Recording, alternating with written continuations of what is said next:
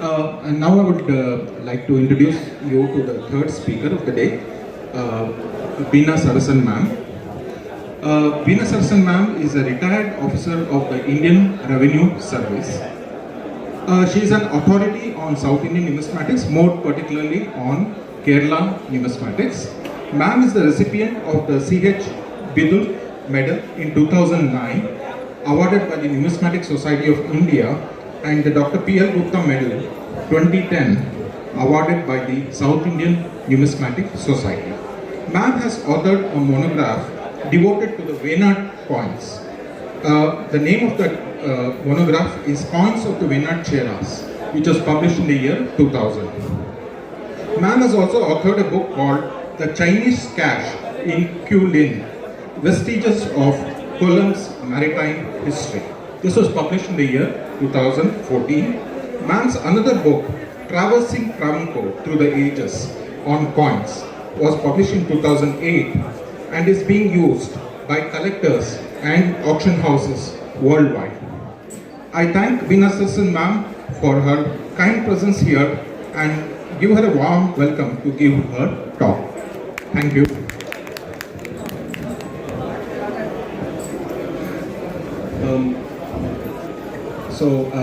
I, on behalf of the Oriental Numismatic Society, would request Shri Prashant Kulkarni to give this flower to Beena Sarasan ma'am to welcome her for the session. Thank you, sir, for obliging.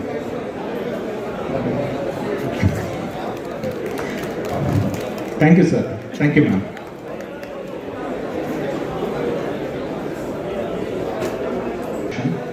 The topic is coins of the Imperial Cholas.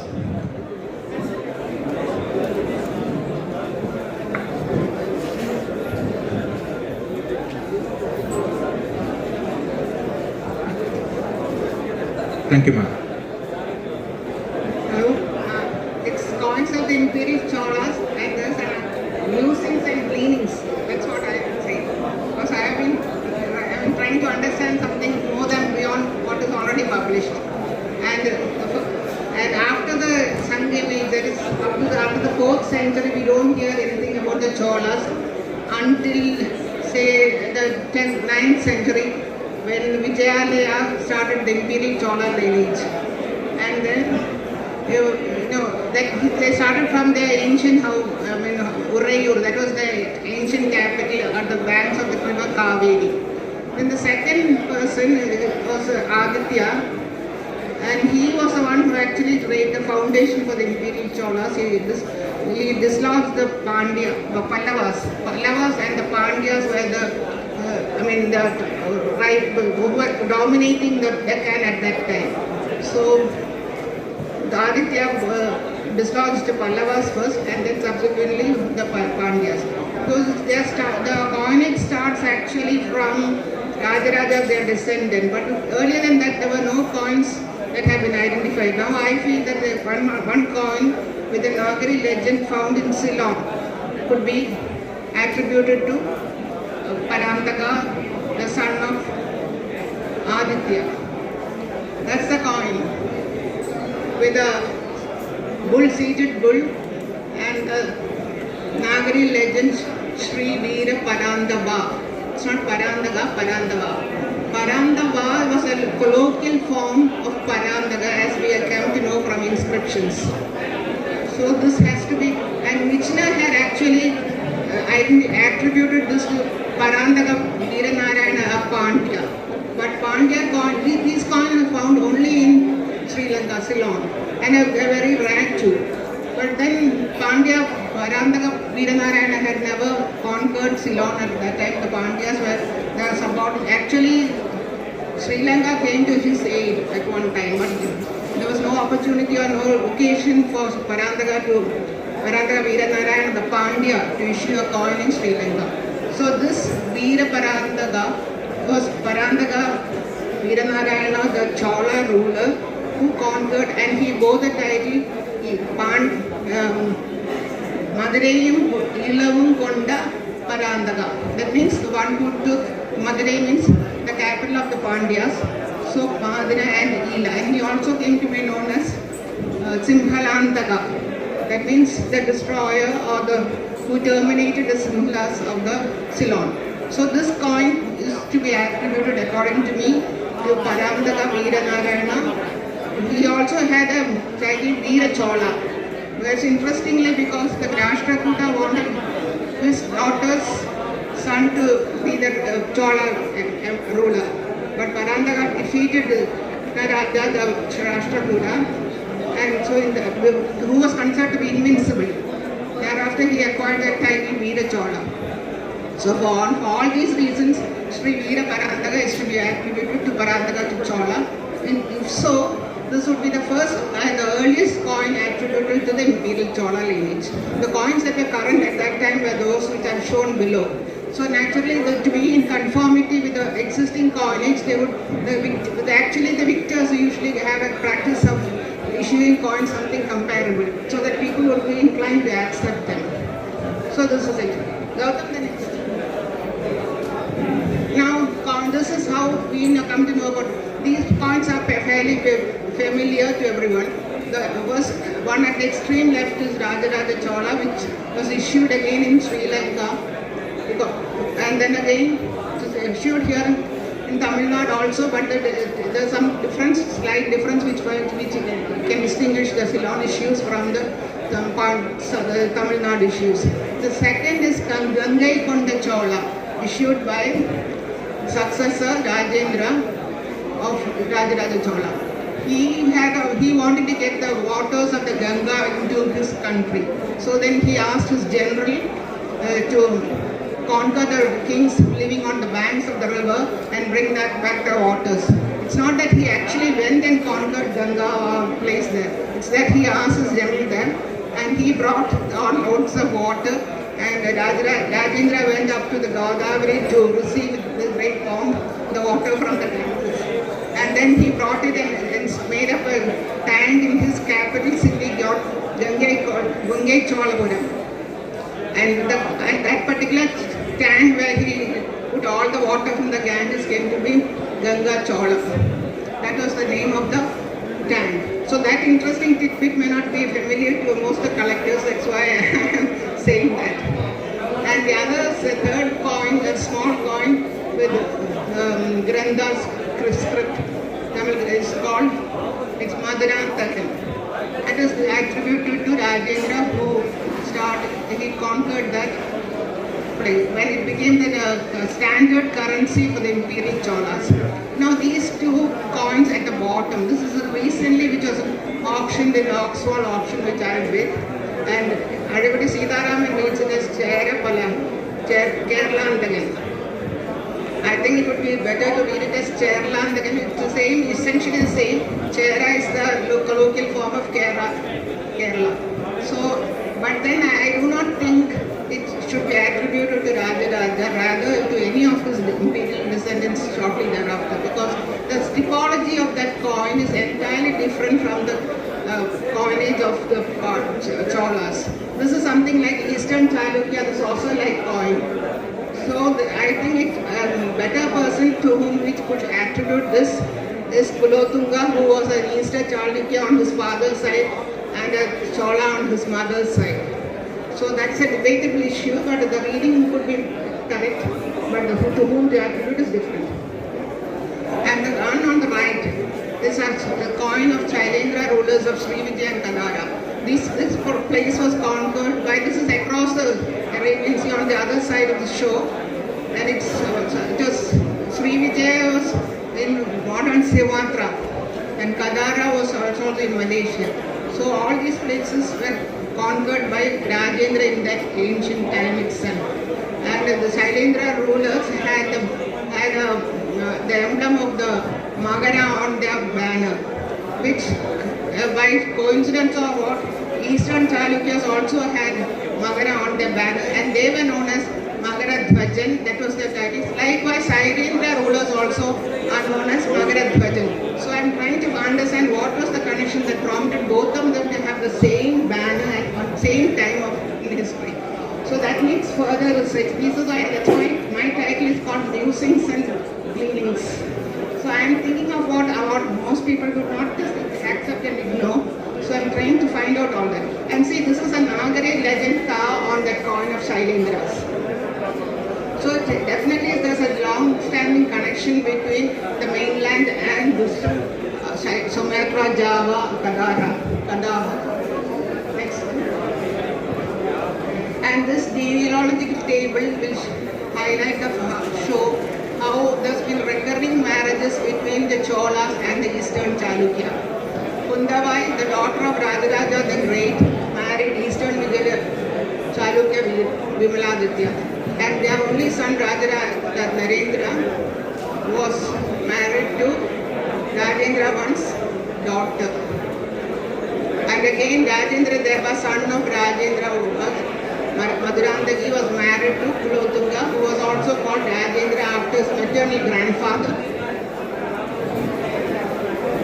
So there's close link between, that's why that particular coin which we saw earlier, which has an Eastern Chalukya execution, conforms to the period of this Kulotunga and probably from Rajendra onwards. Next.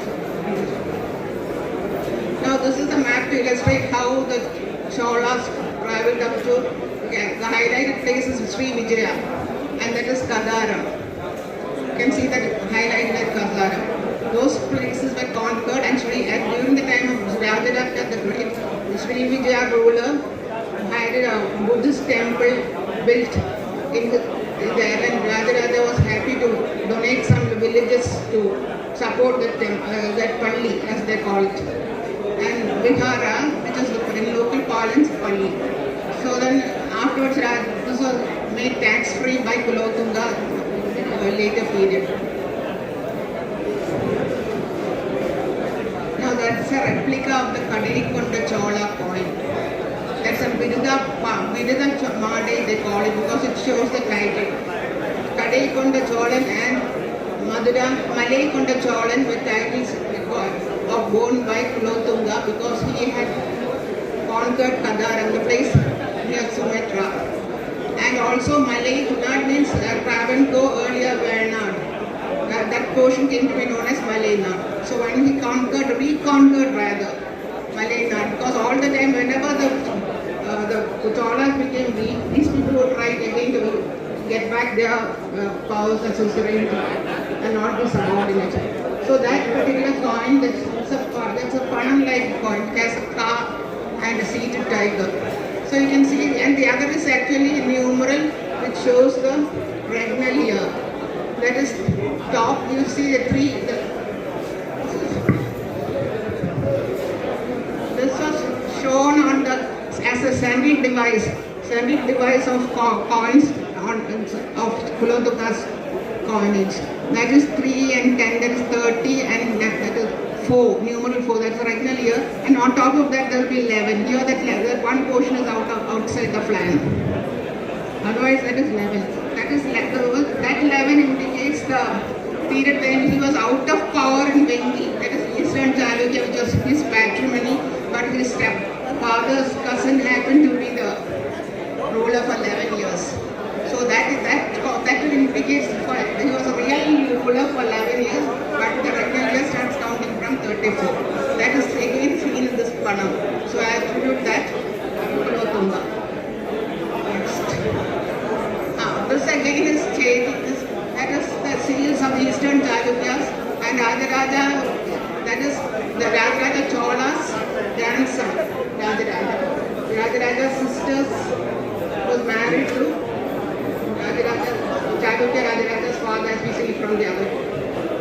And this Chedi Kula, I again wondered why this Chedi, the Cholas are not of Chedi Kula. Then how did it come that they have Chedi Kula on one of those coins, which sports a tiger? And then I find that Chedi rulers, the Malay, Milad, they call themselves Milad, and they are of the Malayman stock of the Rangamage Malayman. They have the capital like Tirukolu, and they claim to be connected to Chedi Kula. So it is that Milada chiefs who are the Chedi Kula of Chedi Kula, and they always attach the ruler's name to their names. So every time they attach the reigning Chola ruler to see this title. So I believe that this could be an issue of the chieftain acknowledging the ruler, the Chola rulers. Next. Now this is a coin, I think, I don't know whether it's published in the journal. Not published. No, not awareness. After this KNS journal I gave to them, they wanted a paper. I don't know whether it's published in that.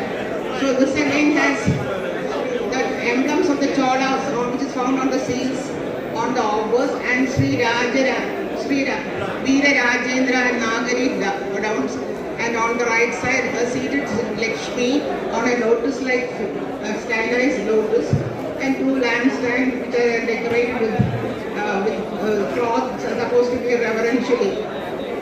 And this again is to be attributed to Kulothunga because Veera Rajendra, though it's written Veera Rajendra, Kulothunga's name was Rajendra. Again, he came to the throne after when there was a period of anarchy following his uncle Veera Rajendra's death. So, in order to confirm again,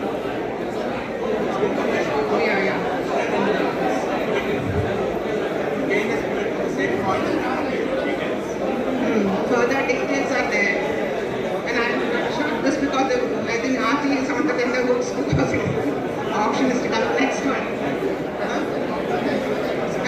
Next one, finished. And this is again a Ragnalia which has been attributed by Sita Raman to Pandyas. But this again you can see the bow is a symbol of the Eastern Chalukyas, and that is a Ragnalia. So this is to be attributed to Cholas, Kulothunga. Again the next one is also similar.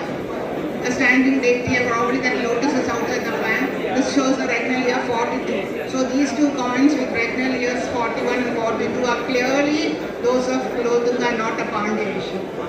That's it.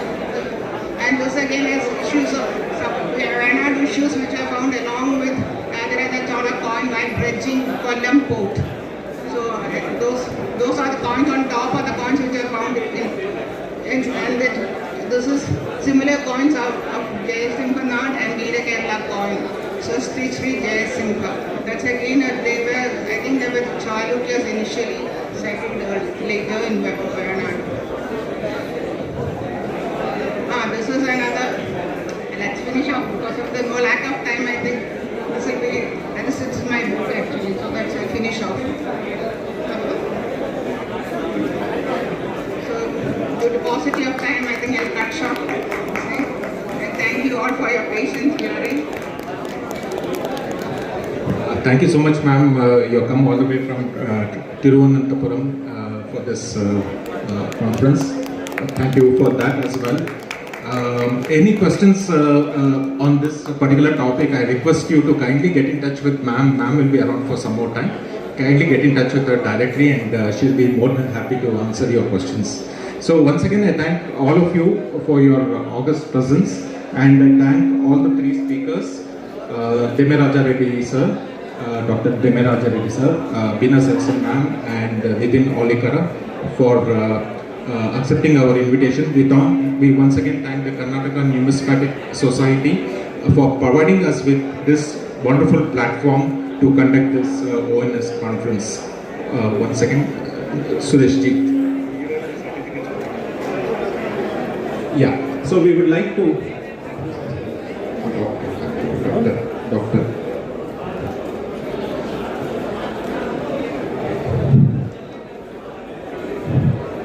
Maru sir.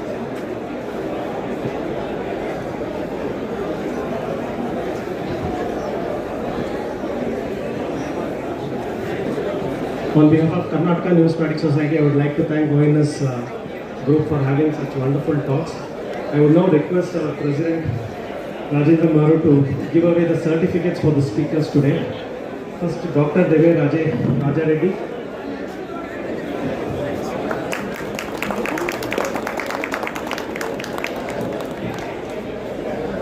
Srimati Beena Sarasan, sorry.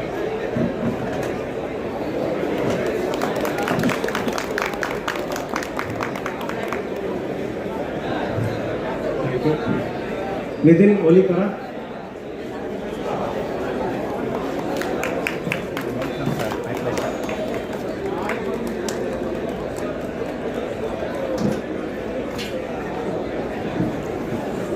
Thank you. Thank you, Surajji. I also would like to thank Mr. Navadipam, who has graciously agreed to volunteer for this videographing this entire session. Thanks a lot, Navadip.